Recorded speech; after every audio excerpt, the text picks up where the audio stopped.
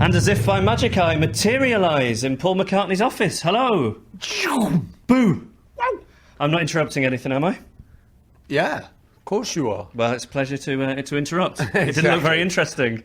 Now, McCartney and McCartney II, two great albums have been reissued. That ostensibly is why I'm here today. Yeah. But I actually know the real reason you've asked me here. Is? Well, I'm wondering if you may be thinking of asking a certain someone to be a best man at a certain wedding. Oh my gosh, I was hoping to surprise you. Well, no, it actually isn't going to be you, Geoff. So you want me to be an usher? Well, can you drive a taxi? I can't drive. You can't. Well, you're out then. Okay, well, I'll maybe harangue you about that later. Yeah. So, two albums to talk about. I thought we'd talk about McCartney today and McCartney II tomorrow. Now, McCartney, here's a headline for that album. The album that broke up the Beatles. Well, you could say that. But it didn't. Of course it didn't. It wasn't. Yeah. But that was the album when you made a press release for that record, which then alerted the world to the fact that the Beatles weren't a functioning unit. Yeah, what had happened was, a couple of months before, we'd had a meeting, and the Beatles had broken up at that meeting. Now, it was very kind of painful, and basically me, George and Ringo had kind of sort of said, well, does this have to be final? Could we do a couple of gigs, or can we think about this tomorrow, or whatever? But John was on one, and, he was off with Yoko kind of thing. And he was saying, no, it's great, I feel a release and all that. So that was kind of final. But then our businessman at the time, who turned out to be allegedly a crook, yeah. He's passed away now, so we don't. We can say whatever we want. He was a filthy criminal. We can say that. Oh, I know, but he's passed away, so we'll anyway. Not speak ill of the dad. Yeah, exactly. So he was a bit dodgy anyway. But he said, "Don't tell anyone, because I'm going to go and do a deal with a record company. I'll get you a better deal." And I'm going, "Oh, this is not too cool, So. In the meantime, I made the McCartney album. It was just something to do after the lull, Because a lot of it was just recorded in your house here in London, right? Yeah, exactly, yeah. And it started off as a kind of home recording kind of thing, like people do these days. Yeah. But with a bigger steam machine kind of thing. But eventually grew into an album. And with the album then being released, the guy from Apple said to me, well, you're going to do the press and the publicity and stuff. I said, no, I'm really fed up all that. Beatles are broken up and I'm entering a new phase of just not doing all of that. I've had enough. And he said, well, you'll have to do something. I said, I'll tell you what, write some questions out and I'll answer them and we'll do it as a Q&A. So he just sort of and of course he stuck in. It wasn't actually breaking the Beatles. I think he stuck in a question saying, are you going to be writing with John again? And you said no. And I just said no. One word. Yeah. So, I wasn't in the mood to kind of be smarmy. So did you realise that this was dropping a bomb, though, when you said... No, I didn't really. I just thought, you know what, I'll stick these in. It was intentionally going to be for the press. So this was my way of doing publicity. Yeah. So I just said, well, just stick them in with the album and get the press copies. And that's what it was intended, but it got further afield and it became, like you say, Paul's broken up the Beatles. When in actual fact, the truth was, I was just telling people that we'd broken up. I didn't actually go on to say 2 months ago, and we've been having to keep it quiet. So, but the perception was that, he's broken the Beatles up. And then eventually to actually get out of this Alan Klein guy, who was about to nick everything. And the Beatles, all the guys have said to me since then, thank God you did that. Yeah. We'd have nothing. Because he owned like one of the Stones albums, Hot Rocks. Yeah. He just nicked it. Because he was a clever guy like that. So I had to really fight to save everything that we'd ever worked for. And was it horrible being in a 3-against-1 situation? Did you feel ganged up on? Well, it was more than horrible. Yeah, it wasn't so much that. I could handle that because sometimes in a group you are the odd one out, and sometimes it might be John who was the odd one out. What was the worst thing was I was told the only way to get out of all of this is you've got to sue. And I said, I don't want to sue. They said, well, then you've got to stay in it all. And I said, well, all right, I'll sue Alan Klein. They said, well, you can't sue him. He's nothing to do with it. you've got to sue the other Beatles. Yeah. And that was probably the worst decision of my life. You know, it was like, well, I can't do that. So for months, I just refused to do it. But then I got sicker and sicker of being in this, situation. And they sent Ringo round to try and plead. Oh, with yeah, him. bless him, yeah. Because he seems like the most affable one in a sense. That's why they sent him. And he came round and I sort of said, well, look, I'd like to do this. And he said, no, you can't. You know, we've decided. And I said, well, come on, man. And it was to do with the release of McCartney 1. And I said, well, I'm penciled in to release on there, and I've been working everything towards that. He said, no, we're changing it. You know, it's got to be, we're doing Let It Be first, and then we're pushing you back. Yeah. I said, no, you're not. You know, so then it got a bit... And is it true that they lobbed a stone through your window later that night? No. Because that's one of the stories that does the rounds. Yeah, well, no, once something like that happened, I mean, all that happened was me and Ringo had a Barney, and he left. But then when things like that happen with the Beatles, it turns into, a corpse was thrown through my window that night with a note stuck up its nose. You're finished. And that is the truth. Now, the Beatles thing, they grow, the legend. There's so much stuff that people say, is it true? Yeah. And I go, no. All these things grow, It was a dispute. In the end, it worked out. Because I did save all the money for the other guys and the whole Apple thing. We wouldn't have Apple Records. You wouldn't have the Beatles on iTunes. Someone else would, but we wouldn't participate in any of that. And, I thought it was too sad to work from Liverpool, make it, get to be this bloody great phenomenon all around the world, and someone just last minute goes, oops, runs in and nicks it. So I couldn't have that. Is there any part of you that when you look at how you handled that situation, because everyone's a hero of their own story to a certain extent, is there any part of you that thinks, maybe I could have done that differently? Well, no, I wish I could have done it differently. As I say, I was trying to sue other people than the Beatles, but it was put to me that you've got a clear choice. You either become Mr. Unpopular by suing your best mates, or you never get out of it. So I sat with that for about 3 months. Just thought, no, can't do it. It actually really affected me. I really took to the old drink. And, you went on the whiskey, didn't you? I went on a little bit of a bender, and it wasn't good because, there was no way out. It was a good beard, though. It's a good beard. If you were to take a positive away from that situation, the beard looked fantastic. Beard was good. That was nothing to do with the whiskey. Or maybe it was. I'm going to play Maybe I'm Amazed from the album, which was, one of your best-loved solo recordings. Can you tell me anything about this song that we don't already know? I wrote it on my Steinway piano in London, in the house where I recorded the album. I recorded the actual song in a studio, but I wrote it on a piano there. I wrote it for Linda. We just got together, and I was enjoying this freedom after being with the Beatles. Suddenly like life opened up and I could actually just be kind of normal again. And she was there for me, So I wrote this song about how amazed I was that she loved me. Well, let's all listen to it now. Absolute Radio. Shall we just have a listen to some others? I'm going to play a bit of junk here. Now, this was a song that was rejected by the Beatles.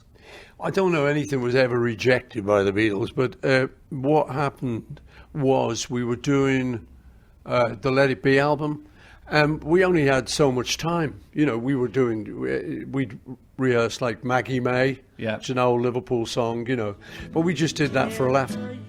Junk, I don't think I ever played it for the guys. But it was written round about that time, but we're just in the studio rehearsing all the ones that actually made it, like Get Back and Don't Let Me Down and all the songs that made it onto the album, and certain ones, there just wasn't enough time. This one is Every Night, which is a great track. Are there ever songs of yours that you think that song's so good it should be as big as Hey Jude, or it should be as big as a Yesterday? No, I kind of think, they find their own level. There are some songs that I don't think I recorded to their full potential. There's one off Mccartney II, which is called Waterfalls. Yeah. Then I don't think I recorded that quite as well as it could. Maybe it's a better song than the recording. But normally, I don't mind, songs just find their own level, come together, worked brilliantly. And so that's like a great track of John's. Hey Jude worked, so that's. So there's none that you feel are like the one that got away? Not really. No. Absolute Radio. Play a bit of Hot as Sun there. We use this on the programme every day, but this is actually this was an old composition of yours. This predates McCartney and the Beatles to some extent. Yeah, sometimes, you find yourself looking for ideas and it's quite a nice thing actually to suddenly think, oh, remember that one? I mean, John and I did that with One After 909. Which is this little song we wrote in the front parlour of my house, in my dad's house in Liverpool, in 24th Lynn Road, where we used to live. And that was something John and I had written very early on, like a little bluesy thing. He was there driving on 1/909. And the human beatbox strikes again. Well, something. And but it was only years later we said, let's have a go at that one. And it was kind of very nostalgic playing it again. And the great thing is we hadn't forgotten it. Yeah. It was just like we went back to the front parlour. So Hot as Sun was one of those. It was just something I'd been noodling around in my bedroom kind of thing. And I thought, that wasn't bad. Right, well, I should get back to the studio. Annabelle's going to beam me up in a second. Have you got any message for me to take back to her? Yeah. Hi, Annabelle. I hope things are going well for you today. I sincerely hope you have a lovely evening and a very peaceful sleep. Great. How's that for a message? That's good. Yeah? Well, beam me up, Annabelle, and we'll be back tomorrow to talk McCartney II. Absolute Radio. Boo, here I am again. Hey, it's your birthday tomorrow. That's right, yeah. What are we going to do for your birthday? Oh, have a party. Are we? Where are we having a party? Well, Geoff, I got bad news for you. There's good news and bad news. It's going to be a great party, the good news. Bad news, you're not there. Again, this is every year. Well, I even got you a little something. I got you a present here, which maybe you'd like to unwrap. You can do the card in your own time. That's very nice, but the present ought to be I now. think the present. Right, listeners, we're unwrapping. You probably can hear this. It's beautifully wrapped by Leela, who's on work experience at the moment. Yeah, very nice. And who bought the brown wrapping paper? I stole it out of the post room. Yeah, exactly. And it looks like it. But you know what? I think it's very You're struggling there a bit. It is, that's what I was thinking of the environment. It's it's environmentally friendly. There we are. Well, this is leisure things for lively youngsters. Something to do on every page. Weaving, modelling, toys, metalwork. Let's open it at random. These books were predate you. They were from 1940. Wow. So there you go. You can make a spinning top. Mm-hmm. I think I might try that. An electric light candlestick. Whew. That's too advanced. Bedroom slippers, yes. Are you a slipper wearer? Well, I will be after this. So that's fantastic. Well, thank you, Jeffrey. Well, enjoy that, and there's a further volume. Wait a minute. More lively things. More living things. Wait a minute. Oh, that one's lively things. This one's leisure living things for lively youngsters. And this is living things. Oh. I know you like the creatures. Well, look, this is flies. Yeah. That's living. A fly flies here. Where do flies go in winter? Ah. Wire gauze cover the meat. A deadly spray. Then where do they go in winter? You'll have to read it to find out. I would have to read it, yeah. Where do they go in winter? They hibernate. So McCartney II, then. You can read these in your own time. Oh, yeah. That's what we're here for, yeah. I know, I feel as if I have to get a job done. I think sometimes in the past I've been guilty of not doing so. This was post-Wings, but the same thing as post-Beatles in a sense, in that you recorded it all yourself. Yeah. And you did all the instruments yourself. I mean, Wings have been massively successful. Sometimes it gets a bit overshadowed by the Beatles, but something like Mull of Kintyre sold more copies than any other single previously. Silly Love Songs was huge, Band on the Run and all that. Was there any pressure on your part to think, I'm going to make an album, but it has to be an album that sounds like it's got hits on it? Well, you know, the impossible thing is to follow the Beatles. So that immediately after the Beatles, when I'd done McCartney 1, it was like, OK, we're going to form a group. That's going to be hard because, you know, anyone seeing me is going to think, hey, go on, give us Hey Jude or something. And I'm going to go, no, it's a new group. We don't do that. So, yeah, it was very hard getting it together. But we decided to go back to square one and not form a sort of great big supergroup and come out at the level the Beatles were at. So it was kind of funny looking back on it. It was hilarious. Doing like the college gigs and stuff. We just stuck everything in a van, dogs, children, potty, and just went up the motorway without any bookings, without any hotels, found Nottingham by way of Ashby de la Zouche, because we just like that. Exotic. We like that name. Yeah. Thought this sounds good. Anyway, found Nottingham University and went and did a gig there and did a little kind of university tour. So from those small beginnings, we gradually formed Wings. But then they became a supergroup. But then, it did get together. So when you were making Mccartney II, was it the same impulse that that you had at the end of the Beatles to do something small and homemade? Yeah, well, it was not so much small and homemade. It was more something to do. Yeah. At the end of a group, because that was right after Wings folded. Yes. I'd waited for years to be able to say that. But no, so it was, and I found myself in the same situation, which was like, well, I'll have had a year off music, but I do it as a hobby, so I would pick up a guitar, and when I pick up a guitar, I tend to try and write something. And it's an odd album in a way. Like, sometimes history will How dare you? Well, it is. It's not in a good way, but often history will write you as the straighter one out of the Beatles. But actually, it's a very unconventional album. If you compare it to what Double Fantasy at the time was, like, Mccartney II is the more experimental album. Yeah, the funny thing is, I was saying to someone the other day, you get an image, people don't want to spend that long on you. So they kind of take a look at you, go, yeah, okay, he's the ballad. Yeah. He's the ballad one. John, yeah, oh, well, he's the hard knock who does the rough stuff. And then George, oh, he's mystical. Yeah. Ringo, oh, he's funny. Yeah. He drums. And so that's about the attention span of most people. Unless you get the deep fans who actually start to know about you. So I'm going to play a clip now of Temporary Secretary. Now, this sounds like it could be in a nightclub. It could have youngsters dancing to it in a nightclub in the modern age, doesn't it?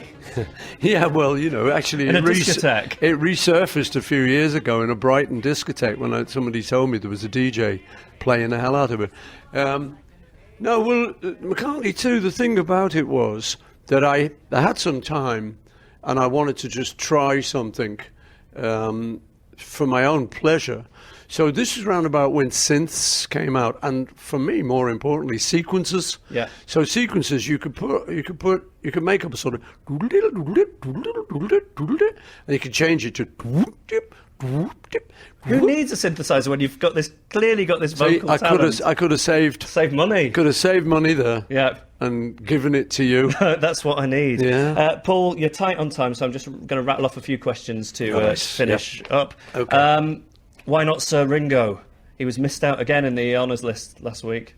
Yeah, well, don't look at me. You know the Queen. Can you not have a word? I do know her, but last time I went by, she was out. Okay. Flag wasn't flying. Right. So otherwise I would have popped in. There's the explanation. It said, look, love, Sir Richard Starkey. It's about It's got a ring. It's got a ring, several. and he's got lots of rings. You see, well... I don't know. I'll try and pop in. Do have a word, because I do think it's about time. But she probably was a bit busy with Sir Brucey. Yeah, of course. But who'd have thought Bruce would get there before Ringo? Nobody. No. There's the answer to that. Beatles on iTunes. When are they going on Spotify? Probably very soon. You think so? I don't know. You've got no idea what goes on with these things. I have no idea. Will you be opening the Olympics? I've no idea about that either. Have they asked you? No, well, I met a man who knew a man. They asked you to do everything. They don't ask me to do everything. Is there any point at which you say there must be someone else who can do these things for the country? Yeah, often. Yeah, no. No, yeah, I haven't heard anything about that just yet. All right. You're looking coy. No, I'm not looking coy, but we Great Britain in Olympic style. I'm working on it. You're good. That's very good. We Great Britain in Olympic. Got to be done with Russian accent.